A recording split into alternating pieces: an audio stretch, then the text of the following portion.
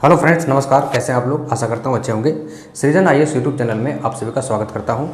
Friends, कल जैसा कि हम लोग ने देखा कि बीपीएससी गेट के आगे जो छात्रों के द्वारा जो प्रोटेस्ट की गई, उस प्रोटेस्ट का परिणाम जो हुआ क्या निकला, परिणाम क्या निकला, निष्कर्ष क्या निकला। तो निष्कर्ष के तौर पर यही उभर करके सामने आया है कि जो 20 और 22 को 2 शिफ्ट में जो परीक्षा होने वाली थी वह तत्काल नहीं होगी। निष्कर्ष के तौर पर हालांकि चेयरमैन साहब जो है ये इस बात को भरवली कहे हैं और यह सही भी लगता है, क्योंकि उन्होंने यह बात भी एक्सेप्ट किया है कि अभी तक मात्र 2.5 लाख सीट का ही हम लोगों को जो है मिला है, ठीक है ना, परीक्षा लेने के लिए। तो ऐसे में वो 20 और 22 को लेने की स्थिति में है नहीं। दूसरी बात कि जो है परसेंटाइल वाली बात थी, उसके विरोध में जो संघर्ष छात्रों के द्वारा किया गया, इसका जो है फिर बुधवार को मीटिंग होनी है। देखिए फिर आगे क्या निष्कर्ष निकलता है। ऑफिशियल तौर पर तो अभी तक बीपीएससी कुछ नहीं कही है, हालांकि मीडिया में और जो है भरवली तौर पर उन्होंने यह जो संकेत दिया है कि 20 और 22 को परीक्षा जो होने वाली है वो अब नहीं होगी। लेकिन इस संकेत के साथ साथ उन्होंने यह भी संकेत देने का प्रयास किया कि जो परीक्षा होगी अब जो नेक्स्ट या तो नवंबर में हो सकती है या जो है अगले 6 महीना के बाद, मतलब जनवरी फरवरी में 2023 के, है ना, में हो सकती है। तो हम लोगों को बस ये मान के चलना है कि जनवरी फरवरी 6 महीना नहीं, नवंबर में होगी, यह मान के चलना है। देखिए ये जो परीक्षा का जो डेट फिर डिले हो रहा है, आगे बढ़ रहा है, इसको लेकर के छात्र 2 गुट में बंट गए। कुछ छात्र ऐसे हैं जो स्वाभाविक बात है आक्रोशित हो चुके हैं कि जो है बार बार जो है डेट बढ़ना, होता क्या है कि लोग फ्रस्ट्रेट हो जाते हैं तैयारी करते करते। तो यही चीज़ है कि जितना जल्दी हो सके परीक्षा हो जाए तो उतना ही अच्छा है। 20 और 22 को बदले में आप 20 को ले लीजिए, लेकिन एक ही शिफ्ट में लीजिए, ये छात्रों की मांग है, ठीक है। लेकिन फिर भी आयोग के पास अपने कुछ परेशानियां हैं, समस्याएं हैं, तो उसको तो समझना ही पड़ेगा ना। तो ये है। तो अगर मान लीजिए इसमें दो तरह के छात्र हैं, बट चुके हैं। एक चाहते हैं कि अविलंब परीक्षा हो जाए, ऐसे भी बहुत देर हो चुकी है। दूसरा गुट चाहता है कि जितना देर हो जाए उतना अच्छा है, तैयारी करने का मौका मिल जाए। दूसरा गुट में वो लोग आते हैं जिनका तैयारी अभी तक नहीं हुआ था और 20 और 22 की परीक्षा में वो बैठने की स्थिति में नहीं थे, या बैठते भी तो उनका परफॉर्मेंस अच्छा नहीं हो पाता। तो उनके लिए ये शुभ अवसर दिख रहा है। तो मैं आज उन्हीं के लिए बात करने आया हूँ कि जिनको अवसर मिला है, जो तैयार हैं, उनके लिए तो कल एग्ज़ाम हो जाए तो कोई बात नहीं, वो अच्छा ही परफॉर्मेंस करेंगे, ठीक है। जिनके लिए अवसर ये मिल गया, मान लीजिए अब नवंबर में परीक्षा होगी, तो उनके लिए अब 2 महीना एक्स्ट्रा मिल गया है, 2 महीना का जो है अवसर मिल गया है, 2 ढाई महीना 3 महीना का। तो वो 2 ढाई महीना 3 महीना का किस प्रकार से वह यूटिलाइज करे, किस प्रकार से वो जो है प्रयोग में लाए, सदुपयोग करे इस समय का, कि वो भी उस स्थिति में आ जाए कि वो जो है 67वीं बीपीएससी की परीक्षा के प्रीलिम्स को वो निकाल दे, है ना, क्रैक कर ले। तो मैं इसी स्ट्रेटजी को बताने के लिए आया हूँ कि आखिर स्ट्रेटजी क्या हो, रणनीति क्या अपनाया जाना चाहिए कि जो है अभी आगामी 2 महीने के अंदर में, ढाई महीने के अंदर में हम उस स्थिति में आ जाएं कि रिजल्ट ले लें, ठीक है। तो तो उन्हीं छात्रों के लिए मैं बात करने आया हूँ कि आगे का रणनीति क्या हो। बाकी सभी छात्र जो तैयार हैं उनके लिए तो कोई बात ही नहीं है ना, ये चीज़ है। तो रणनीति क्या हो, हम लोगों को बस क्या है चाहिए कि कटअप जितना भी होगा कटअप से पार हो जाएं, बस क्वालिफाई कर जाएं मेंस के लिए, ठीक है ना। तो इसके लिए क्या करना चाहिए? सबसे पहले तो आप यह करिए कि जो नए छात्र हैं, जो पहली बार बीपीएससी दे रहे हैं, बैठ रहे हैं, और या है ना पहली बार या दूसरी बार दे रहे हैं, तो उनको मैं ये कहूँगा, अभी तक अगर आपने क्वेश्चन बैंक नहीं देखा है या क्वेश्चन बैंक के प्रश्नों को अवलोकन नहीं किया है, 38 बीपीएससी से लेकर के 66वीं बीपीएससी जो है इवन 67th का जो कैंसिल हुआ परीक्षा है उसका जो क्वेश्चन पेपर भी अगर यहाँ तक के पेपर को नहीं देखे हैं, तो सबसे पहले एट फर्स्ट आपको वही काम करना चाहिए, ठीक। उससे मैं ये क्यों कर रहा हूँ, इसके पीछे कारण है। बीपीएससी का प्रीवियस ईयर का जब क्वेश्चन आप बना लेते हैं, विद सॉल्यूशन देख लेते हैं, आपको उससे 2 लाभें होती है, 2 फायदा। एक यह कि आगे जो आपको पढ़ना है, सब्जेक्ट वाइज जो भी चीज़ें पढ़ना है, तो उस चीज़ों को पढ़ने के लिए आपको एक दिशा निर्देश और गाइडलाइन मिल जाता है, एक दायरा मिल जाता है। और दूसरा यह है कि बीपीएससी बहुत सारे ऐसे क्वेश्चन होते हैं कि उसको जो है रिपीट करती है ना। बीपीएससी जो है प्रश्नों को रिपीट करती है, ज़्यादा तो नहीं लेकिन कुछ क्वेश्चन रिपीट करती है। अगर 38वीं बीपीएससी से लेकर के 66वीं या 67वीं बीपीएससी तक के प्रश्नों को आप देख लेते हैं, जो 67वीं की कैंसिल हुई थी परीक्षा, उसका क्वेश्चन तक को अगर देख लेते हैं, तो इतने सारे प्रश्न संग्रहों को अगर आप नज़रों से गुजार देते हैं तो आपको मेरे ख्याल से जो आगामी 67वीं की जो परीक्षा होने वाली है उसमें 30 से 35 क्वेश्चन आपको वहीं से आ जाएंगे। तो 30-35 क्वेश्चन कम नहीं होता है, ठीक है ना। तो 32-35 क्वेश्चन वहाँ से आ गए। मैं कैलकुलेशन करके बता देता हूँ आपको क्या रणनीति अपना करके पढ़ना चाहिए आगामी 2 महीने के लिए। तो 30 क्वेश्चन हो गए आपको क्वेश्चन बैंक से, है ना। क्वेश्चन बैंक एकदम नज़र से गुजर जाना चाहिए 2 बार 3 बार। और जो छात्र क्वेश्चन बैंक को देख चुके हैं, मतलब 2 बार 3 बार देख चुके हैं प्रश्न संग्रह को, है ना, पूछे हुए प्रश्नों को, प्रीवियस ईयर प्रश्नों को, उनके लिए ये सलाह है कि वह प्रैक्टिस सेट डेली एक प्रैक्टिस सेट जो है का प्रश्न संग्रह को आप प्रैक्टिस कर सकते हैं। आपके लिए वो भी बेनिफिट रहेगा, ठीक है। 30 क्वेश्चन रिपीट होगा। पिछले इतने वर्षों के प्रश्नों, मतलब 38 से 66वीं तक के प्रश्नों को अगर देखेंगे तो सारे प्रश्नों को मिला करके जो है 30 क्वेश्चन आपको प्रीवियस ईयर आपको रिपीट होकर के 67वीं में मिल जाएगा। तो 30 क्वेश्चन आपको बोनस में मिला, ठीक। अब आइए बड़े बड़े सेक्शन को ज़्यादा ध्यान देंगे हम लोग अगले 2 महीना में, ठीक है। हिस्ट्री से लगभग 35 क्वेश्चन से 40 क्वेश्चन रहता है। अब 35 to 40 क्वेश्चन में तो ये प्रीवियस ईयर में तो जो रिपीट हुआ वो भी तो आ गया ना, हिस्ट्री का सेक्शन वो भी आ गया। तो उसमें से अगर हम 35 to 40 में से 5 या 10 क्वेश्चन हटा देते हैं तो 25 क्वेश्चन अगर जो है आपको हिस्ट्री से इस तरह से पढ़ना है कि 25 क्वेश्चन के लिए आप तैयार हो जाएं। बाकी 10 क्वेश्चन तो आपका ये प्रीवियस में ही हिस्ट्री भी तो है, वो भी आ गया। तो ये चीज़ है। तो 25 के लिए आप क्या करेंगे, मॉडर्न हिस्ट्री, एंशिएंट हिस्ट्री और मिडिवल हिस्ट्री, तीनों सेक्शन को आप पढ़ें। अब क्या चीज़ से पढ़ें अगले 2 महीना में ये बात करूँगा। पहले ये कैलकुलेट कर लेते हैं कि आखिर कितने मार्क्स का आपने 2 महीना में तैयारी करना है, ठीक है। ये चीज़ है। हिस्ट्री हो गया बड़ा सेक्शन। फिर आप लीजिए साइंस को। साइंस भी एक बड़ा सेक्शन है, इसमें से 25 से 30 क्वेश्चन हर बार पूछता है। तो 25 से 30 क्वेश्चन पूछता है तो प्रीवियस ईयर का भी तो साइंस में उसमें कुछ आप प्रीवियस कर रहे हैं, उससे जो है 30 क्वेश्चन आ रहा है, रिपीट हो रहा है। इसमें से भी 8 क्वेश्चन माइनस कर दीजिए, 5 क्वेश्चन ही माइनस कर दीजिए।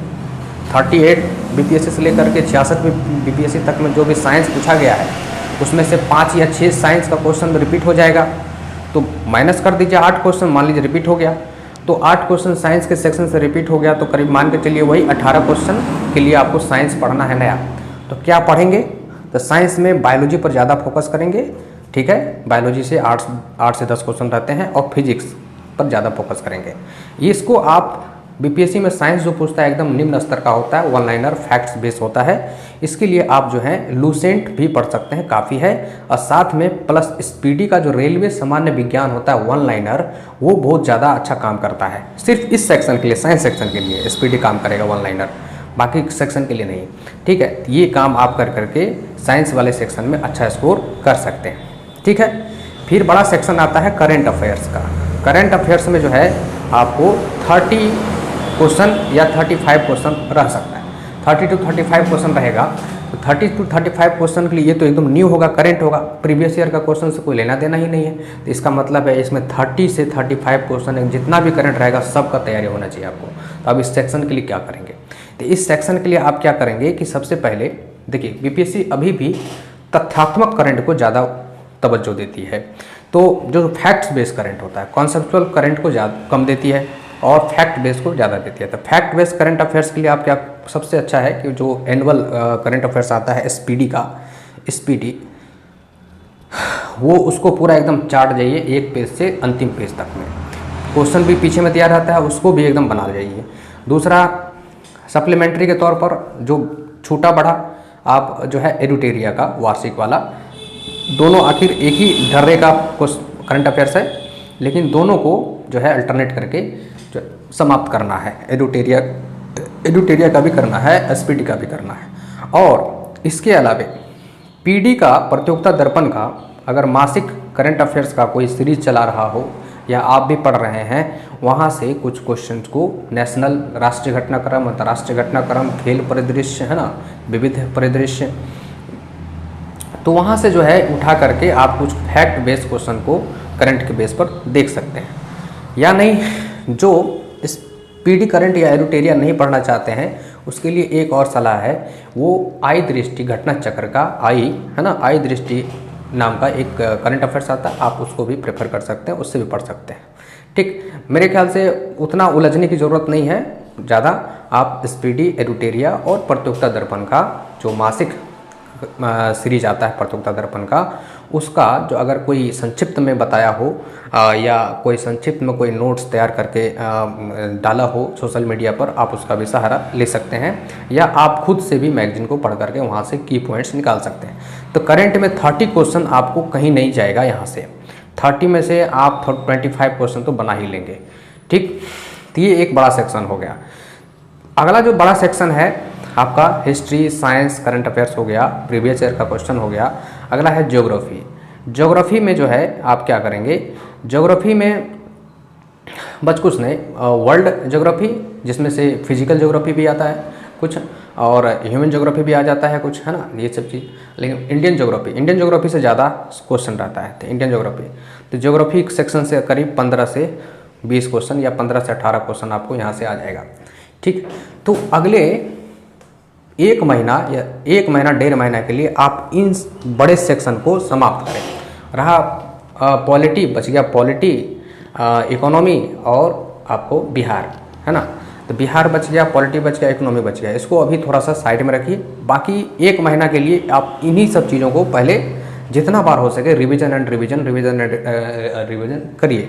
ठीक है, ये चीज़ है। तो आपने अभी तक कितना का तैयार कर लिया, 30 क्वेश्चन प्रीवियस ईयर। अगर 38वीं से लेकर के 66वीं तक के क्वेश्चन को सॉल्व करते हैं, बार बार देखते हैं, तो यहाँ से 30 क्वेश्चन आपको आपके हैंड में है। हिस्ट्री से 35 से 40 क्वेश्चन रहता है, उसमें से 10 माइनस कर लिए, प्रीवियस में ही समा गया वो, मान के चलिए। तो उसमें से 25 क्वेश्चन के लिए आपने तैयारी किया। अब हिस्ट्री के लिए क्या बताएं आपको, अभी जो पढ़ना है, अभी डिटेल्स में नहीं जाना है, वर्षों भर डिटेल्स में पढ़ना है। हिस्ट्री से ज़्यादातर क्वेश्चन जो है प्री में ही होता है, मेंस के लिए तो सेलेक्टिव चीज़ें हैं, है ना, तो ये चीज़ है। तो मॉडर्न हिस्ट्री पर अधिक ध्यान देना है। मॉडर्न हिस्ट्री के लिए कोई स्टैंडर्ड बुक आप पढ़ सकते हैं, जैसे राजीव अहिर का स्पेक्ट्रम, हालांकि वो भी मोटा हो जाएगा, लेकिन फिर भी उससे भी कुछ और भी कॉन्साइज तथ्यात्मक बुक है, फैक्ट्स बेस्ड हिस्ट्री का बुक है, तो उसको भी आप प्रेफर कर सकते हैं। जो है वर्णवाल का भी एनसीईआरटी सार संग्रह आता है हिस्ट्री का, उसको भी पढ़ सकते हैं। या नहीं तो आप अगर लुसेंट से उब चुके हैं या क्राउन से उब चुके हैं, तो आप जो है केबीसी नैनो का भी एक सामान्य ज्ञान आता है, उसका हिस्ट्री का सेक्शन आप पढ़ लीजिए। ठीक है, केबीसी नैनो का, तो इससे भी आपको हिस्ट्री का एक बड़ा सेक्शन कंप्लीट हो जाएगा पीटी के लिए। ठीक है ना, पीटी की मैं बात कर रहा हूँ अभी फ़िलहाल, ये है। तो ये चीज़ हो गया। या आप अगर केबीसी नैनो नहीं खरीदना चाहते, राजीव अहिर का स्पेक्ट्रम भी नहीं पढ़ना चाहते, तो आपके लिए वही क्राउन का जो हिस्ट्री सेक्शन है पूरा ख़त्म करिए, मॉडर्न, मिडिएवल और एंशिएंट, और साथ ही साथ लुसेंट का भी हिस्ट्री पोर्शन खत्म कर लीजिए। तो आपको कोई अन्य बुक पढ़ने की ज़रूरत नहीं है हिस्ट्री सेक्शन के लिए, पीटी के लिए, प्रीलिम्स के लिए। ठीक है ना, पीटी के लिए और भी कोई चीज़ पढ़ने की ज़रूरत नहीं है। समझिएगा गौर से मैं क्या कहना चाह रहा हूँ। ऑप्शन के तौर पर मैं, है ना, एक बता रहा हूँ, अगर आपको यह बुक पसंद नहीं है तो दूसरी बुक का भी आप सहारा ले सकते हैं, यह चीज़ है। साइंस के लिए जो है बस लुसेंट का साइंस और क्राउन का साइंस दोनों मिला के पढ़ लीजिए। जो सामान्य ज्ञान में ही साइंस अटैच रहता है ना पीछे से, दोनों से पढ़ लीजिए। और एसपीटी का जो हम बताए, स्पेशली रेलवे सामान्य विज्ञान करके आता है, वो सिर्फ स्पेशली आप साइंस के लिए पढ़िए उसको, अदर जीके के लिए उसमें से क्वेश्चन नहीं आता है। ठीक है, तो ये चीज़ है। करंट अफेयर्स में तो हम बता ही दिए आपको क्या करना है। ज्योग्राफी के लिए भी बस वही क्राउन या लुसेंट पढ़ लीजिए, फैक्ट बेस पढ़ लीजिए। ज्योग्राफी फैक्ट बेस ही रहता है, थोड़ा बहुत जो है डेप्थ 2-4 क्वेश्चन रहेगा एनसीईआरटी बेस, तो वो नहीं भी बनेगा तो कोई बात नहीं। लेकिन अगर और भी, हाँ, वो भी अगर अपने हैंड में लेना चाहते हैं तो आप एनसीईआरटी बेस का जो सार संग्रह आता है वर्णवाल का, है ना, कॉस्मोस पब्लिकेशन का, आप उसको भी पढ़ सकते हैं। ठीक, या जो है समय तो अभी है नहीं, समय रहता तो मैं और भी स्टैंडर्ड बुक का नाम बता देता, तो अभी समय है नहीं, समय को देखते हुए मैं पुस्तक का नाम बता रहा हूँ। ठीक, ये चीज़ है। तो इतना चीज़ हो गया। इतने चीज़ों में आप जो है अपना एक शेड्यूल बनाइए, दिन भर में 6 घंटा पढ़ने का, उसमें से 1 घंटा डेली आप 1 से 1.5 घंटा वो क्वेश्चन बैंक देखिए। अगर क्वेश्चन बैंक 2-3 बार देख चुके हैं तो प्रैक्टिस सेट देखिए। हिस्ट्री सेक्शन में 2 घंटा का समय डेली दीजिए। साइंस में आप 1.5 से 2 घंटा का डेली समय दीजिए। करंट अफेयर्स में 1.5 से 2 घंटा का डेली समय दीजिए अपने अपने कंफर्ट लेवल के अनुसार। और ज्योग्राफी में भी आप 1.5 से 2 घंटा का समय दीजिए। ठीक है, इतना चीज़ अगले 1 महीना से 1.5 महीना के लिए आपको ये लगातार रूटीन में चलना चाहिए। ये चीज़ history, science, current affairs, geography और प्रीवियस ईयर का क्वेश्चन या प्रैक्टिस सेट। ठीक है, ये चीज़ है। अगर जो प्रीवियस बना चुके हैं उसके लिए प्रैक्टिस सेट। अब आइए, जैसे 1-1.5 महीना आपने इन विषयों पर काम कर लिया तो आपका 115 क्वेश्चन आपके हैंड में है। 115 से ऊपर क्वेश्चन आपके हैंड में है, ठीक है ना। आप पास करने की स्थिति में हैं, ठीक है। 115 से 120 क्वेश्चन आपके हैंड में है, ठीक। अब आइए जो है थोड़ा सा सेफ जोन में आने के लिए 115-120 क्वेश्चन हैंड में है तो आप तो मान लीजिए पास कर ही रहे हैं, लेकिन फिर भी सेफ जोन में आने के लिए बिहार के लिए आप क्या करिए, इम्तियाज़ अहमद का, अब आपको पूरा डिटेल्स बिहार नहीं पढ़ना है। इम्तियाज़ अहमद का आपको एक वस्तुनिष्ठ आता है ना, प्रश्न मतलब चैप्टर वाइज वस्तुनिष्ठ आता है, ऑब्जेक्टिव। उस ऑब्जेक्टिव में क्या करिए, किताब खरीद के लाइए और उसमें सारे आंसर को टिक मार दीजिए और एक सिलसिलेवार ढंग से उसको पढ़ लीजिए 2 बार 3 बार, ठीक है। जो भी बिहार का क्वेश्चन पूछना होगा वहीं से क्वेश्चन हूबहू लड़ जाएगा एकदम, ठीक है। बिहार का स्टैटिक क्वेश्चन, ठीक है। स्टैटिक मतलब जो एकदम है तो है, वो बदल नहीं सकता। जैसे बिहार का हिस्ट्री का क्वेश्चन, बिहार ज्योग्राफी का क्वेश्चन, है ना, यही सब चीज़। बिहार पॉलिटी का क्वेश्चन, बिहार विविध वगैरह उसी में होता है। चैप्टर वाइज करके वो वस्तुनिष्ठ निकाले हैं इम्तियाज़ सर का वो पुस्तक है। हालांकि वो 2 तरह का पुस्तक आता है इम्तियाज़ सर का, एक डिटेल्स में, एक ऑब्जेक्टिव। तो डिटेल्स वाला जो चैप्टर वाइज है उसी चैप्टर वाइज का उन्होंने ऑब्जेक्टिव वाइज भी बनाया है। तो ऑब्जेक्टिव वाइज अभी आपको बनाना है। तो बिहार से जो भी पूछना होगा 10 क्वेश्चन 12 क्वेश्चन, उसमें से 8 क्वेश्चन आपका वहीं से बन जाएगा। तो ये आपका प्लस पॉइंट रहा। दूसरा, 10 क्वेश्चन जो मैथ रीजनिंग रहता है उसमें से आप अगर थोड़ा सा रेलवे का तैयारी करते हैं, मैथ रीजनिंग ठीक है, 10 में से 5 तो बन ही जाएगा अगर प्रैक्टिस में है तो। नहीं बनता है तो कोई चिंता भी नहीं करना है, उस पर ज़्यादा फोकस भी नहीं करना है, उसमें तुक्का ही मार देना है जब भी मारना है। अगर नहीं है तो, अगर जानते हैं तो ज़रूर बनाना है, ठीक है ना। तो ये चीज़ है। 10 क्वेश्चन मैथ हो गया, बिहार हो गया, बचा इकोनॉमी में क्या करना है, इकोनॉमी में बस आपको टर्मों को जानना है। जैसे जीडीपी, एनएनपी, जीएनपी क्या होता है, repo rate, reverse repo rate, है ना, यही सब क्या होता है। इन्फ्लेशन क्या होता है, डिफ्लेशन क्या होता है, मतलब मुद्रास्फीति, मुद्रास्फीति, व्यापार दर क्या होता है ना। यही सब कुछ चीज़ें हैं। जैसे हॉट मुद्रा क्या होता है, नर्म मुद्रा क्या होता है, गर्म मुद्रा क्या होता है, ठीक। प्लास्टिक मनी क्या होता है, कुछ वहाँ से प्रश्न होता है। कुछ योजना, है ना, कौन सा योजना कब आया, है ना, योजनाओं का नाम, उस योजना का थीम क्या है और उस योजना का उद्देश्य क्या है। 15, 20, 25 योजना अगर देख लेंगे, और इंडिया लेवल पर, नेशनल लेवल का योजना और बिहार स्टेट के लेवल पर योजना, ठीक। तो इकोनॉमी में कुछ जो है सेलेक्टिव चीज़ ये लास्ट में है। बजट देख लेंगे, आर्थिक समीक्षा देख लेंगे, डाटा वाला चीज़। बजट तो ऐसे बहुत बड़ा होता है, आर्थिक समीक्षा भी बहुत बड़ा होता है।